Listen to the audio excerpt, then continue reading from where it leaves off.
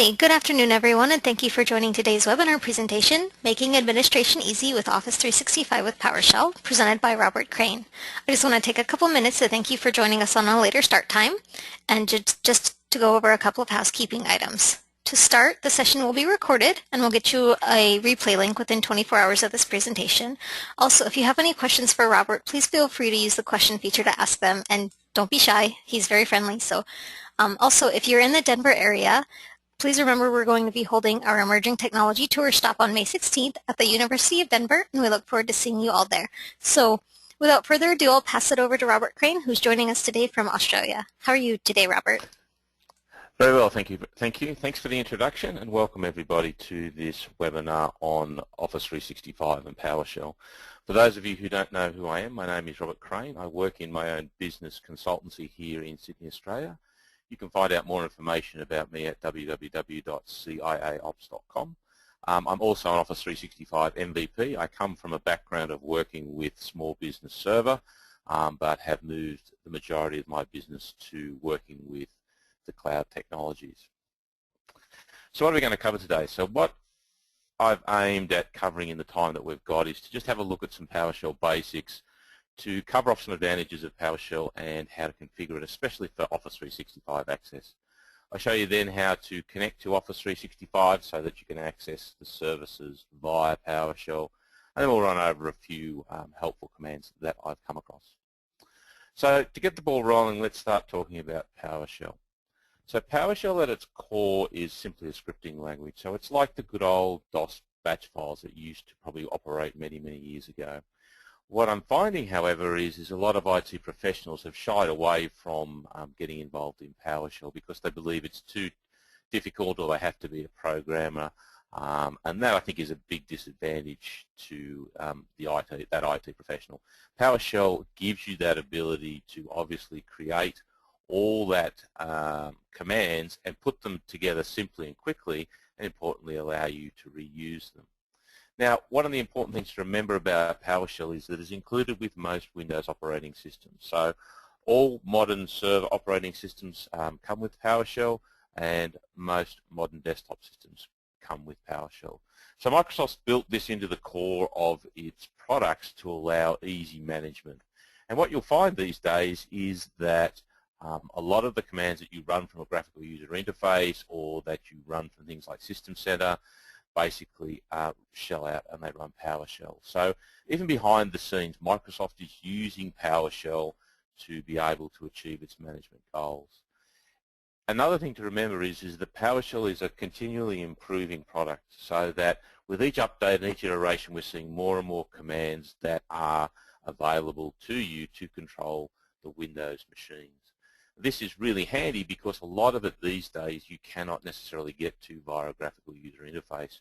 You sometimes need to use PowerShell as the only option to make a tweak or make a change. So there should be no reason not to have a look at PowerShell, and I think that the trend is definitely, if you're an IT professional, that you need to get into and start using PowerShell. Now, importantly to remember here again is the fact that PowerShell is in Microsoft's OSs. It's also on-premise and in the cloud. So what you'll see is you'll see the latest version of the server containing PowerShell and requiring PowerShell commands. And there's nothing different from the cloud. So for example, when you're accessing Office 365, you can certainly do it with PowerShell. Importantly, this ability is something that is unique to Office 365. So to my knowledge, there isn't another third-party hosting product that allows you to access it and control it using PowerShell. So again, a big differentiator when it comes to Office 365. And as I mentioned, if you're using the graphical user interface to, for example, make a configuration change to something like Exchange Server on-premise, what you'll find is that graphical user interface will simply throw out to a PowerShell command.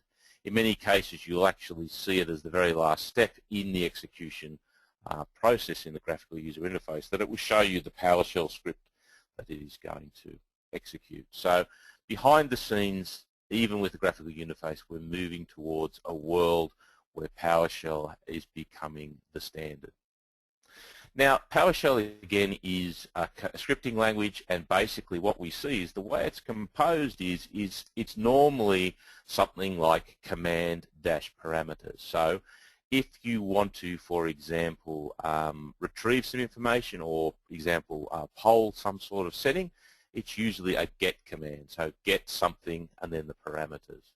Likewise, if you need to change a parameter, it's simply set dash and then the parameter. So it's really as simple as that to start off with. Now, we can execute PowerShell directly from a command line, one command at a time, but we can also, as I've mentioned, script it and run the script so that it executes that every time and does multiple commands. So it's nothing to be afraid of. It's nothing that an IT professional can't use, and I also think that it's something that an IT professional certainly should be using and getting involved with.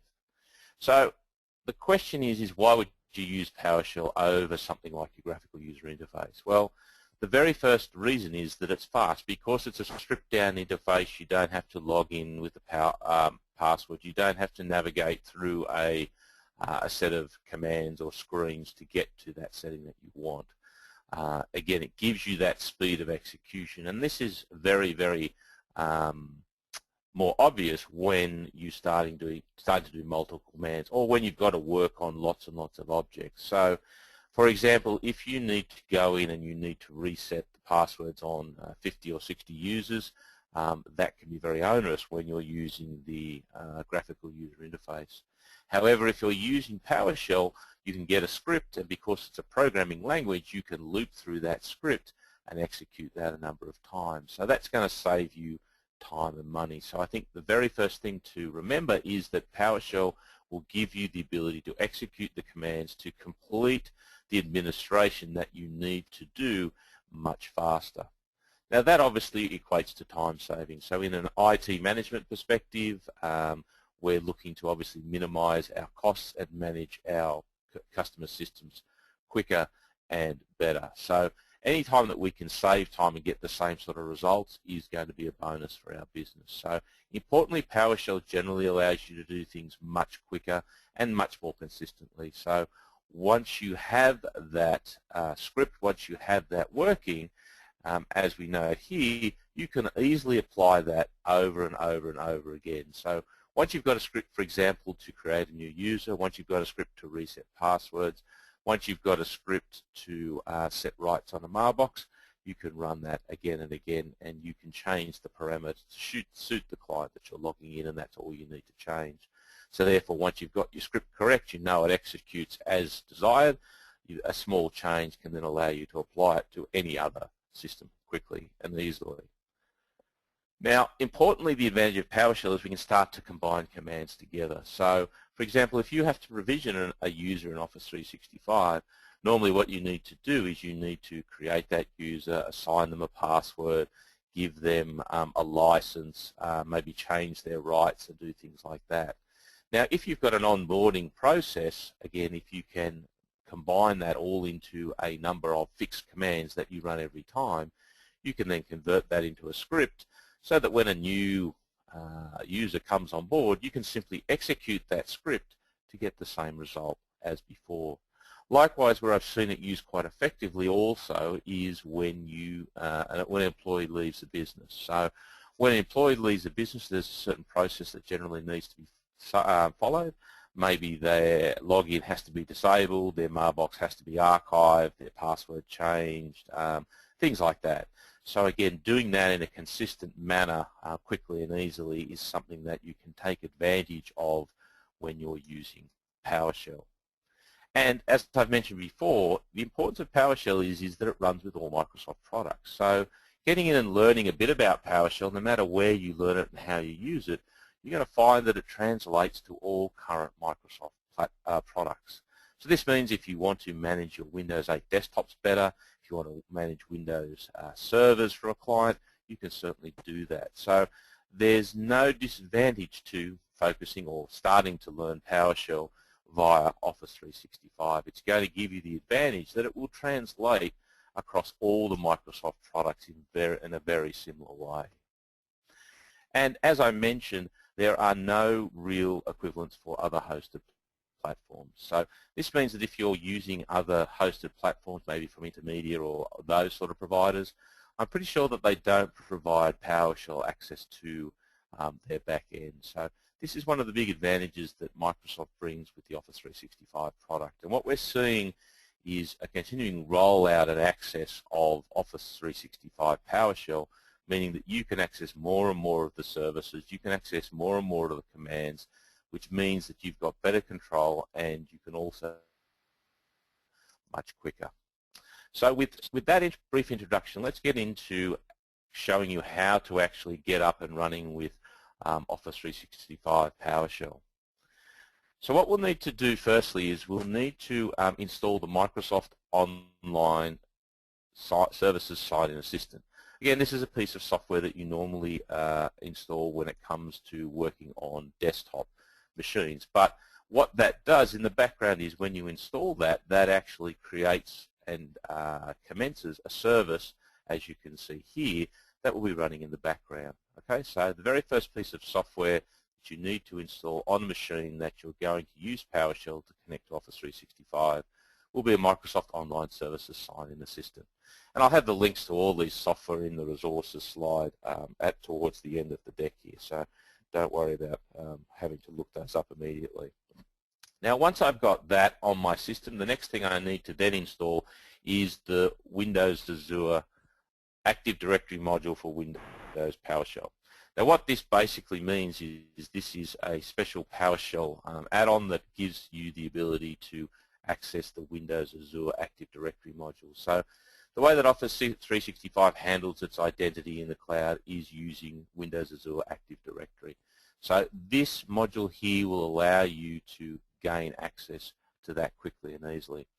Now, once we've installed this Azure AD module, we'll be able to get access and run commands to look at users, to change passwords, so to do everything around our AD and our security. Now, if we actually want to, for example, control something like SharePoint, what we'll need to do is we'll need to install the SharePoint Online Management Shell. So again, this is another quick download that you put onto your system, and this will now give you the facility within the same PowerShell console to access SharePoint Online and run commands against that. Now, what I'll note here is that there are some requirements that are a bit out of the usual for these online management shells. The first of these is the Windows Management Framework 3.0. Again, just a free download from Microsoft. You can easily install that on your workstation to provide the facilities that this shell requires. You'll also need .NET 4. So if you're running Windows 8, you'll find that you already have .NET 4 installed on your systems generally, and if you haven't, you'll just need to download that. Again, it's free to load and put on any system. Now, along with SharePoint, we also generally now have the ability to connect to Link Online. So again, to access Link Online via PowerShell, what we need to do is we'll need to download and install the Link Online Management Shell module, and again, that will require the Windows Management Framework and also .NET 4. So once you've got both of those on your system, you'll be able to access the Office 365 admin commands, so users. You'll also be able to access the Exchange system, so you'll be able to set mailboxes, change mailboxes, do those sort of things with mailboxes. Once you've put the SharePoint on, you can then work with SharePoint and also with Link Online. So now that you've got all these modules loaded, we can now actually start running our our PowerShell commands. So the very first command that we generally want to run is one called set-execution policy space remote signed. Now, we only generally need to run this once. What this does is this basically reduces the security of the PowerShell in the system that we're running, which allows us to run our own script and commands that we type in the command line.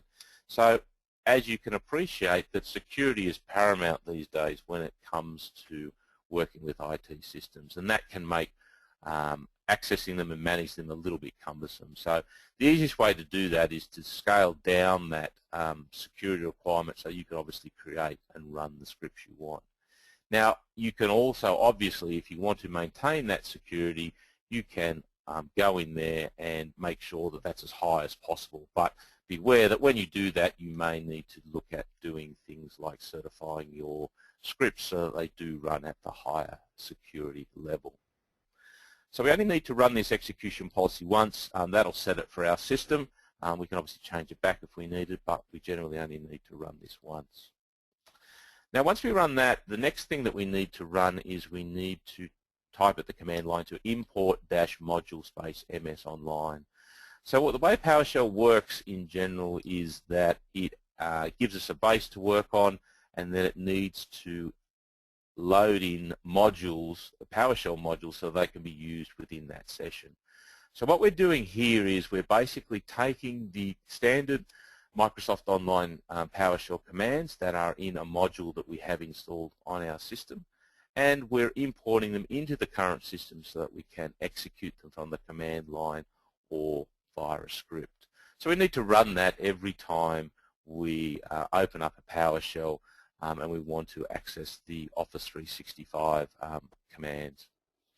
Now, once we've imported those commands, what we then need to do is we need to log into our Office 365 service. Now, we do that by a command called get credentials. So what get credential will do is it will pop up a window, standard window, and ask us for a login to our Office 365 tenant. Now, we simply type our login and password into that, and then what we need to do is we need to save those credentials so that we can use them again to log into things like Exchange Online, SharePoint Online, and Link Online. So what we do there is we save those credentials that we enter into a variable name, which you can call anything, but in this case I've called it $cred. So what you'll see here is in PowerShell we can now assign a variable to a value. So $cred is the variable, and what it is doing is it's getting a copy of the login and the password, which is passed to it from the command get credential. So our variable called $cred now has our login and our password to Office 365, and that gives us the advantage that we can reuse that throughout our script or throughout our session. Now, once we've done that, we've now loaded the modules that we can allows us to access Office 365 and run commands. We've got the credentials to log into the service. Now what we actually need to do is firstly connect to the Office 365 admin service. So what we're doing here with this command is we're taking those credentials which were stored in $cred, and we're using the connect-msol service to log into that service. So what we're doing is you run that command with the parameter -credentials, so it's telling the command to use credentials that are found in the variable $cred that we have previously just captured. So once we've done that, we can now log in, will now be connected to our Office 365 service. So before we get too much further down the track, let me throw out to a demo here screen. So what I've got here is I have a Windows Server 2012 R2 system. What you'll find is I have created this on the Windows Azure platform. Now, again, one of the major things I would suggest that resellers need to start having a look at is the Windows Azure platform. The Windows Azure platform will give you the opportunity for what I use it for a lot of just initially is to run up server machines, do demos and do tests and things like that. Now, one of the best practices that I would recommend is generally that if you're looking to use PowerShell with Office 365 and you're adding all that additional software into your system, then generally what you find is that may cause issues maybe if you've got a production desktop. So in a lot of cases I'd be recommending that you have a separate virtual machine which you can power up quickly and allow you to have the Office 365 PowerShell environment inside. So this means that it's an encapsulated system that makes it easy and gives you much more control. I've seen people have issues where they combine a lot of software onto their desktop machines and then they get unforeseen issues because some of them, maybe .NET 4 doesn't work with some version of third-party software they're using. So One of the things to consider is looking at running your PowerShell for Office 365 environment on a standalone virtual machine. And if you're looking at doing that, I'd suggest you again have an investigation of the Azure platform. The Azure platform is generally very, very cheap, and as a partner you normally get a small amount of credits every month that you can use. Now the great thing about that service is you only pay for what you use, so if you use the machines and then power them down, then you basically aren't paying any money, so it makes it quite cheap. So what you can see I've done here is I've pre-installed all the software, and I get the Windows Azure Active Directory icon for Windows PowerShell already ready to go. Now what you need to make sure is when you do run this is you need to run this as an administrator. So that means that you won't get any issues and you can access all the commands. Now a quick little tip here, what you can do for the icon, which is what I've done, is if you go into Properties and you go into Advanced, what you can do is you can set the option here to always run as an administrator. So that avoids the need to right mouse click and run as administrator and potentially make mistakes. So this applies not only to PowerShell but also to a number of other commands. So what I'm going to do here is you'll see that when I start up my PowerShell, what I end up with here is that I end up with simply a prompt. So that's all PowerShell is about. Now what I'm going to do is, so I don't make a mistake and look silly, is I'm going to copy these commands from my script over here. So I'll copy that. Again, if you didn't know, what you can do in PowerShell is you can go up to here and go to Edit, and I can now paste the command. So the very first command I'm going to run, which I notice, is set execution policy. So this now says basically, look, you're going to do a bad thing. You're going to downgrade the security in this PowerShell environment. We don't recommend that, but you can certainly do that. So I'm quite happy to do that to give me the convenience. So that is run, and only needs to be run once to overcome that security limitation. Now in PowerShell, a lot of standard old DOS commands still work. So if I do CLS for clear screen, I now get a clear screen. So as mentioned, the next thing that I need to do is import the module that has the MS Online command. So again, I'm just going to paste this in, and you'll see now that with PowerShell, when I get a successful command, I get no return. So again, it's very, very minimal. If you do the right thing, you don't get generally any confirmation. If you do the wrong thing, you'll get a whole lot of red text. So with no red text there, that looks good. So we've done that. The next thing that I'm going to do here is I'll scroll down here, and you'll see that I want to get my credentials and store them in $cred. So what I'll do here is I'll run that command again, and what you will see is when I run this, I'm popped up with a standard NTLM login. So what it's asking me is to log into my Office 365 tenant.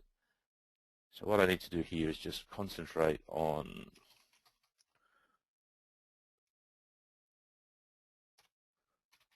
and make sure that I put all my password details in correctly. So now you see that I've logged in correctly. That credential has been stored in a variable called $cred.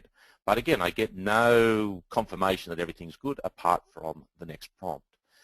So now that I've got that, I need to now go out and connect to my MSO, my online service, using those credentials, right? So I'm going to do the connect-MSOL service and use that credential. So again, back to my PowerShell script and paste that in. And what you'll see now is there's a slight delay as it's taking those credentials, connecting up to Office 365, logging into the service, and now we're back. So again, what I've done is I've now basically logged into that service, and I have now connected. So what I can do here is if I go out and I have another script here which will show you some of the services.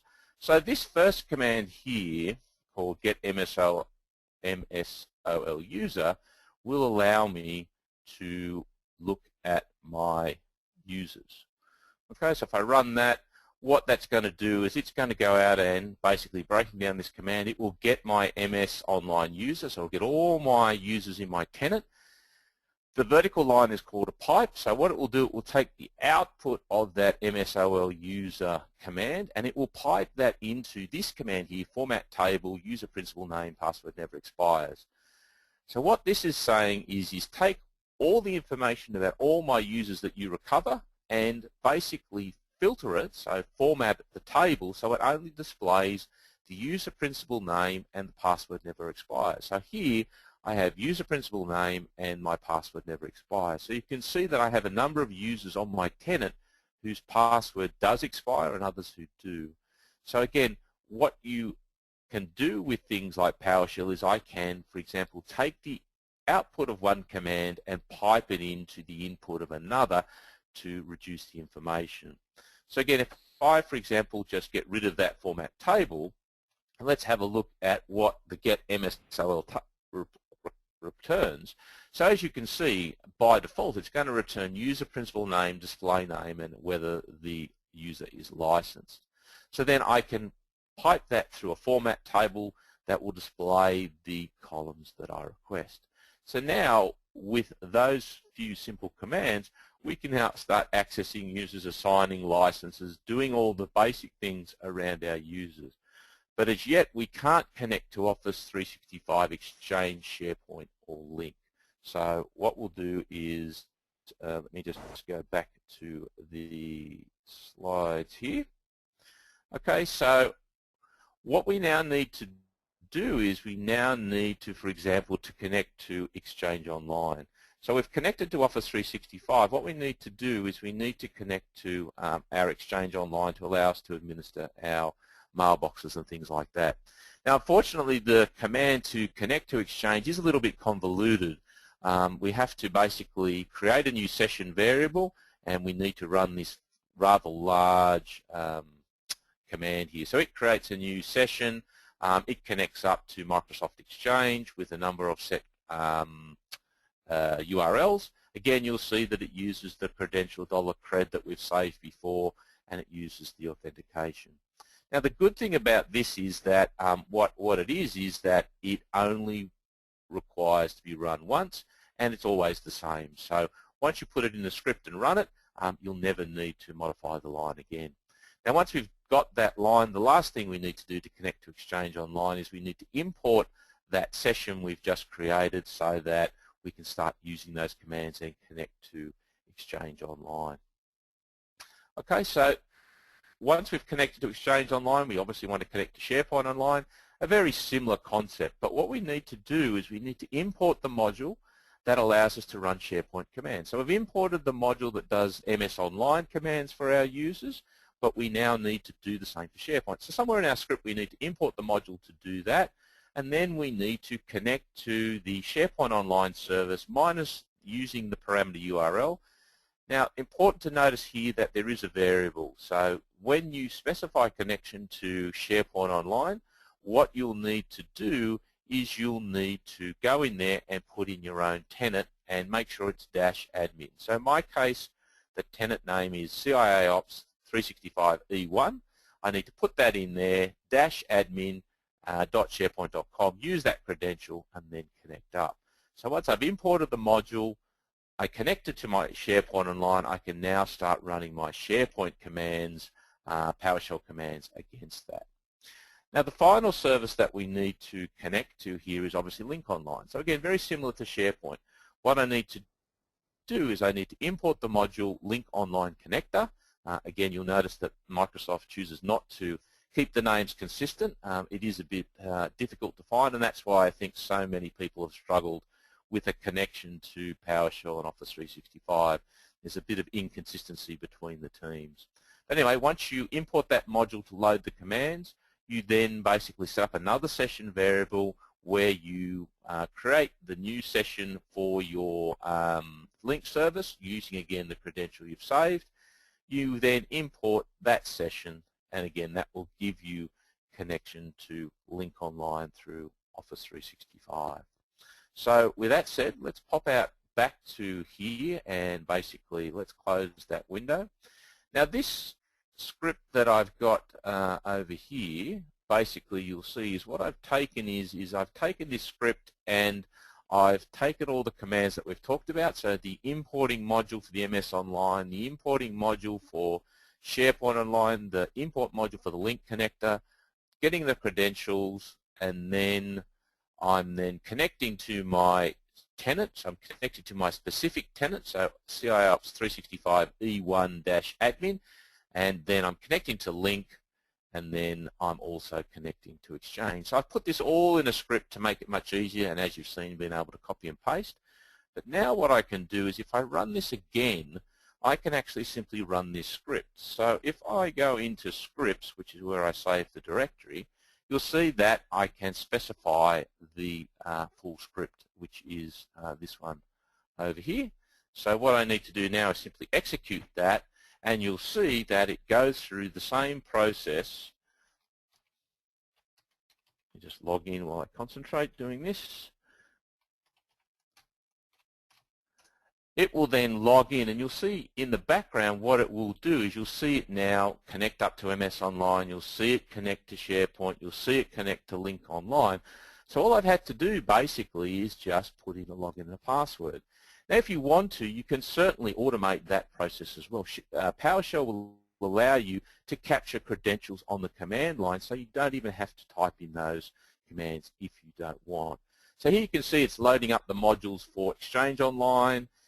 We've done Link Online, and again you'll see that it's now finally connecting up and managing that session to Exchange Online.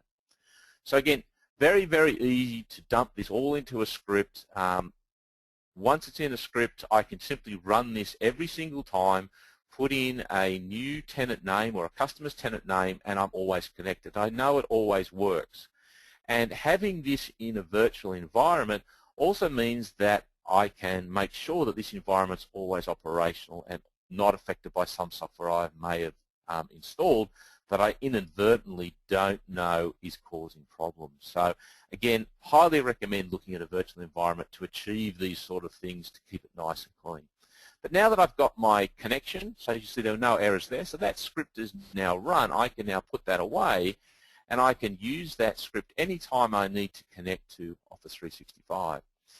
Now, let's, for example, run one in the example script here, which is, let's have a look at the MSOL account SKU. So what this is going to give me is this is going to tell me what licenses I have with this tenant that I'm in. So what you'll find is most customers probably have an E or maybe a P SKU, but we're finding more and more examples in Office 365 where clients are mixing things like kiosk licenses, Exchange Online only, perhaps SharePoint Online, and it can become very difficult to work out exactly what licenses they have. So again, this command here, the get-msol account SKU, will give you exactly what the SKUs they're using and how many are consumed. So imagine probably like a Kaseya script or something, you could potentially go out and script this so that you could go out and run this against all the tenants that you currently manage, and it could pull back all their licenses. And you'll notice here that you also get a warning unit. Okay, so again, you can use this to identify warning issues that are coming with your licensing. So another command that I've got here, and as you can see, this is quite long.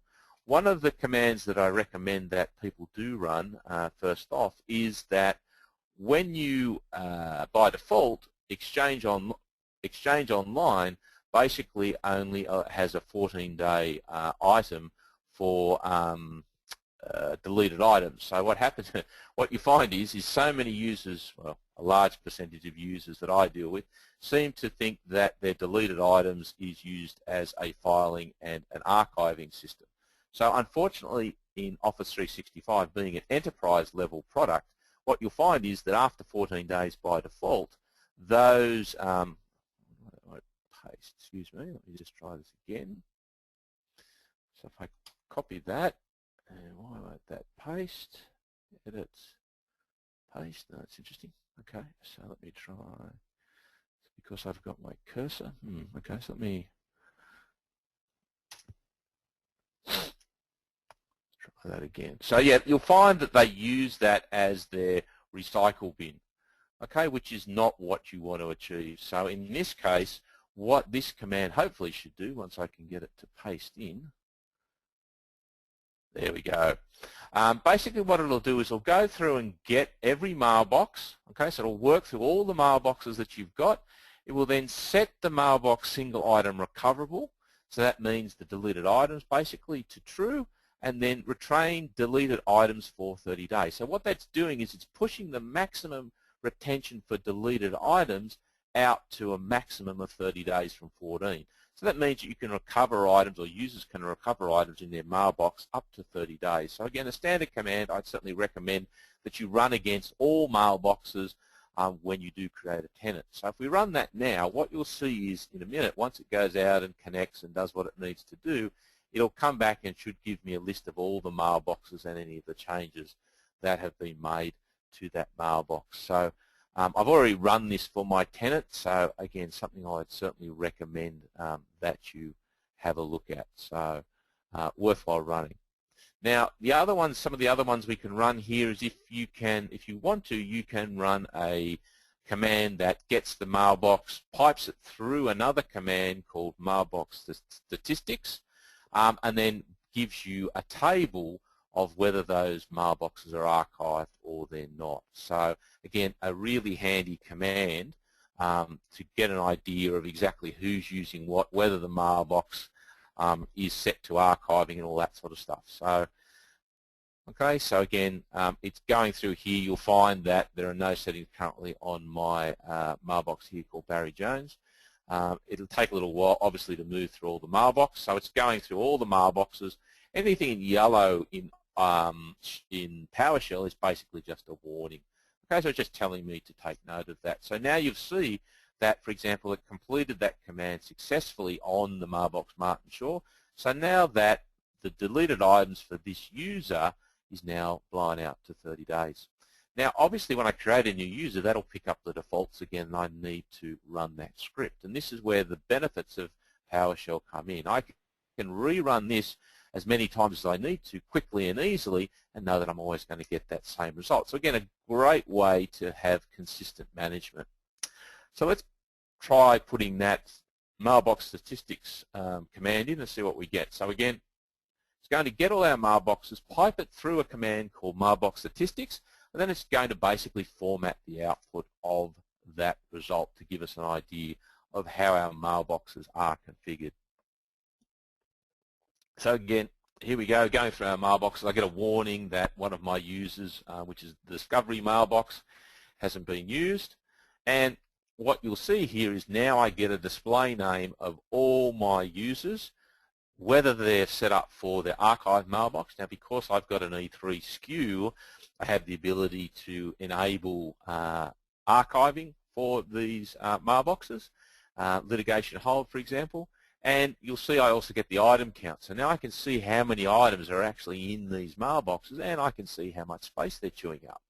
So again, this is a great little report that, you know, if they're reaching their limit, or when the boss comes to you and says, oh, you know, who's got the biggest mailbox, or you know, how big are my mailboxes, or why are they so large, you can certainly run this and see what's going on. Now, we've talked about Exchange commands. And let's actually go in here. Let me clear the screen first to make it a bit easier. Let me go in here and run a SharePoint command. So this will simply get a SharePoint Online tenant. So this will get you the basic overall SharePoint information. So you can see the total storage quota, the amount of space that I've got, how much is allocated, all that sort of stuff I get from my top level in SharePoint. Another one that I can run to examine what sites that I have is this command. So again, I'll run this SharePoint command for you. So what this will do is this will get me all the SharePoint Online sites that I have configured in my tenant. So as you can see, I've got half a dozen to a dozen tenants, site collections that I'm using. And again, it gives me the storage quota and the information. Now remember, I can take this information, and PowerShell allows me to export it to something like Excel to create reports and to do all those sort of things. Now the caveat I will mention here is at the moment the commands and the power of the PowerShell for SharePoint Online and Link Online are a bit limited. They're currently basically restricted to the high-level commands. So in SharePoint, for example, you can obviously allocate quotas, you can create different site collections, you can manage your site collections, but at this stage there currently isn't any commandlets that allow you to dig into a tenant to, for example, create a document library, to assign permissions to an individual item, to do those things within the actual SharePoint team site. So at the moment, for Link and SharePoint, the commands are basically at the admin level or the site collection level, one up. Now the expectation is that obviously the commands that are available with SharePoint on-premise will be available with the Office 365 equivalent. So we certainly will see those, but at this stage Microsoft has to be a bit careful because obviously, as you can appreciate, PowerShell is quite a powerful tool and potentially could do a lot of damage on a shared service if not implemented correctly. So they're taking things in small increments, and I'm generally think you'll find that these additional items will end up in PowerShell over the course of time. So that's basically a simple example and a way to connect. So what we've done, again, just in quick summary, is I've basically gone in here and created a script that will import the Office 365 admin commandlets, import the SharePoint commandlets, import the Link commandlets, get my login to Office 365, store that, and then basically log into the admin service, SharePoint, Link, and Exchange using those credentials. I put it into a nice script so that I can run that consistently and always get a good and easy login to that quickly and easily. So what we'll do is we'll, as we're heading towards the end here, we'll round off with a couple of what I think are really handy commands with PowerShell for Office 365. One of them is the ability to create a new user. So the new -MSOL user, you'll see here, can be quite convoluted, but you'll see it's creating the principal name, the first and the last name, and it's actually assigning a license.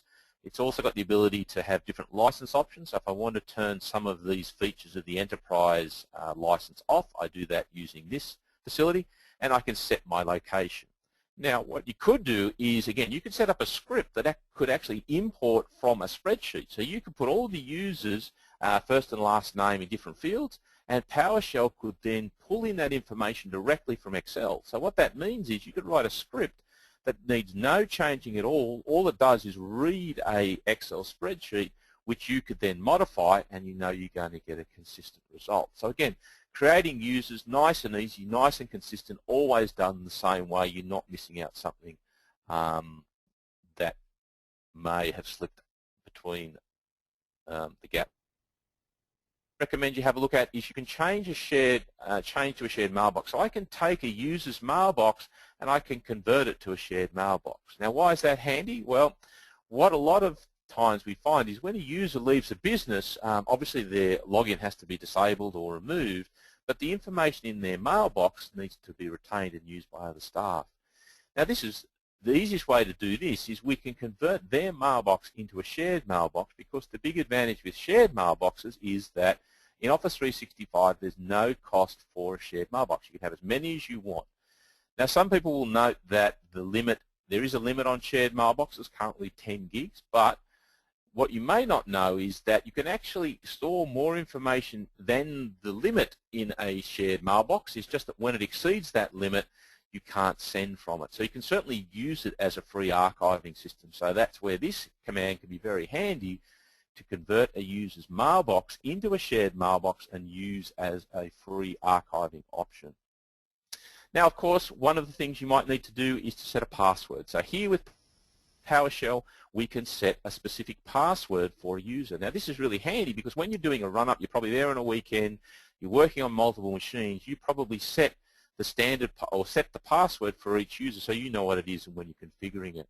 Now, with this, the last thing you do when you leave before Monday morning when they come in is you run this PowerShell script, and you can set their passwords to temporarily, obviously user 1, user 2, or password 1, password 2, and then you can force them to change that password when they log in. So when you create a password using the graphical user interface, what happens is it gives you a random password, something that's difficult to remember. Using this command, you can actually set the password, and you can choose whether the user is required to change it. So again, this makes it easier when users come in to use their system the first time. You can already pre-give them a password and determine whether they are actually forced to change that automatically. So again, a really handy little command I think that's worthwhile investigating. The other one I see a lot is mailbox rights. So one user wants to get full rights to another's mailbox, so the PA wants access to the boss's mailbox. You do that with the add mailbox permission.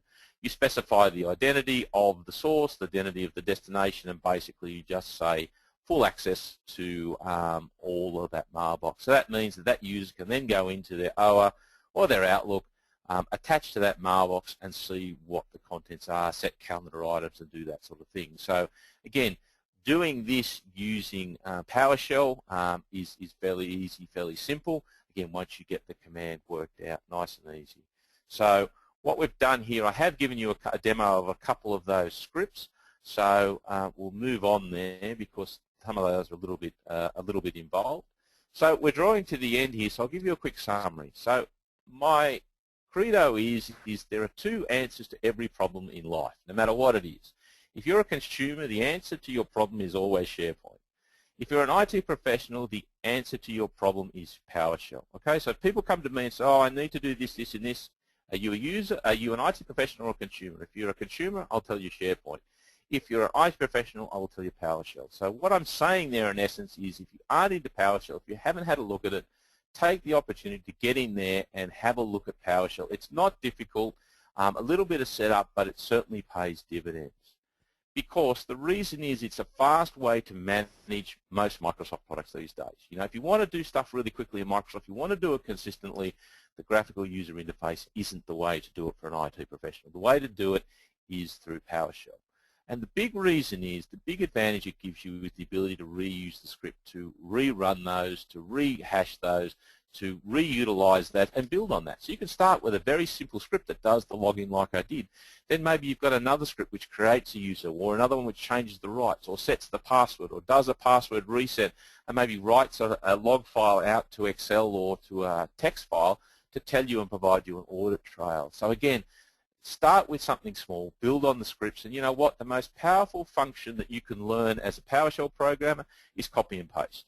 Okay, there are millions and millions of people out there already doing PowerShell scripts, doing all the hard work for you. All you need to do basically is go and copy their information and reuse it and modify it in yours. I mean, this is the good thing about scripting language. There's a lot of people out there already doing the hard yards. You just need to build on what they're doing.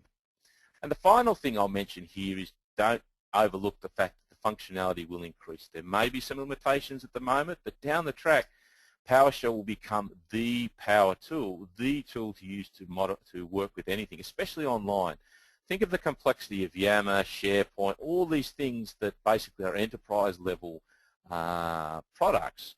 The way that you're going to be able to administer and work on them is through PowerShell, and that's going to give you the full range of functionality. Trying to do the same things through the GUI is just going to be too difficult and too time-consuming. So again, invest the time, look at PowerShell, and get the benefits from the product. Now, obviously, the reason, one of the reasons I did this is I created all this information, put it into a book which I sell / publications on my website. It's a getting started book. It's only $5. The reason is it covers all the information we've spoken about, plus a number of common tips and tricks and some scripts that I've mentioned. But it's not aimed at a deep dive. It's not aimed at teaching you PowerShell. All it is aimed at saving you the 3 to 4 odd hours or half a day it's going to take you to work out how to get all this stuff running. I've got all the links, all the commands, step through the screenshots, and it will just get you up and running quickly. So I highly recommend that book. The reason that I keep it low is that I want everybody basically to have no excuse not to get it. And if I keep it low and enough people buy it, then it makes it worthwhile for me. So again, I really appreciate your support looking at purchasing a book like this, because it allows me to continue to make publications like this and other ones that I have on SharePoint. So with that, I think I'm up to the questions and queries section. So let's throw over and see if there are any questions for me. Yes, Robert, we do have a question. It's from Arthur Ebinger. He's asking, for 365 partners, is there a way to access our customer services through PowerShell with our partner credentials, or do we have to create an admin account under their subscription to use the Connect-MSOL service? My understanding is at this point in time is yes, you need an admin service to log into that tenant, and that's for a security reason. Now I haven't tested that, but I understand that is the case. The reason is we don't currently have that facility in Australia, unfortunately. So it's easy enough to test. All you need to do is use that script and then again try and connect to your customer's tenant using your admin partner admin credentials. But my understanding is that you will need an admin credential for that actual tenant to run PowerShell for that, because it's a security requirement. Now, I could be wrong, I have to check into that, but I'm pretty sure that's the case. Great, thank you, Robert. And then we do have another question. It's about the scripts. If they have any questions, can they contact you? Yep, so what I'll do is I'll make this slide deck available. So here you'll see that I have the resources and the downloads and all that sort of stuff. And as the last thing here, there's my information. So by all means, if you have any questions, queries, comments, if you do find out you can get access to the customer's tenants using your partner credentials, I'd love to hear that and see that that is the case, so I can include that in my knowledge base. The other thing I'd recommend is obviously keeping up to date with all the stuff that I do on my blog, so blog.ciaops.com. Basically, I'm not a PowerShell program. I'm not basically doing this day in and day out. I use it to do things quickly and easily, and I found that there was a need to help people get into this area. My main reason for existence is SharePoint. SharePoint's what I do generally day in and day out. So again, if you need any assistance with PowerShell, certainly able to help you, but SharePoint for me is where it's at, so feel free to hit me up with any questions on either of those two topics. Thanks, Robert. We do have a quick request. Could you please show the link slide again? And then we have one more question from Mr. Ebinger. So Mr. Ebinger asks, will that admin user require a license? He says the last time he worked with Exchange PowerShell commands, the admin required a licensed mailbox, which ended up costing his customer. Yes, at the end of the day, again, my understanding is that PowerShell does require an admin license. Now, if you have this has got to do with the way that Microsoft deals with admin users. So if you're not aware, you can create an admin, you can create as many users as you want in Office 365. It's only when you assign them a license that obviously you need to pay for the license. So what you can do is how delegated admin generally works is it creates another global administrator without a license that allows you then to go into the GUI and do the graphical user interface. Now, what you'll find is that global administrator by default doesn't have, for example, a SharePoint license. So they are not a site collection administrator. They, as a global admin, still can't go in and administer SharePoint Online because they actually need a SharePoint Online license to admin SharePoint Online. So the same thing applies with PowerShell. If you need to generally access the services, you'll need to have a license to do that. Unfortunately, that's the way Microsoft's chosen to do that. In a lot of cases, the way that that's handled these days as part of the onboarding process is that most clients, resellers that I work with, the best practice is to let the client know that you need one additional admin license. Now, I know that's an additional cost, but that's generally how it's handled, is to say, look, Mr. Customer or Miss Customer, we need to have one additional license to allow us to do admin, to allow us to do PowerShell, to make your job easier. Is that okay? And most clients don't have an issue with it if you can explain with it, but I do understand that's a current cost. Hopefully Microsoft will change that down the track, but at this point in time, yes, you do need to have a licensed admin user to the services to access them with PowerShell. Great, thank you, Robert. I don't see any other questions in the queue, so what I'll do is I'll go ahead and do a last call for questions. If we don't have any here in a couple seconds, we'll go ahead and let everyone get on with their day. Okay, so we'll say thank you again, Robert, for taking the time to do this presentation. I know our guys are getting a lot out of it. And for everyone in attendance and everyone, if you have someone in your office who registered but couldn't attend, we will be sending out a thank you email tomorrow morning with a replay link and a copy of the slide deck. So thank you again, everyone. Have a great day. Thank you.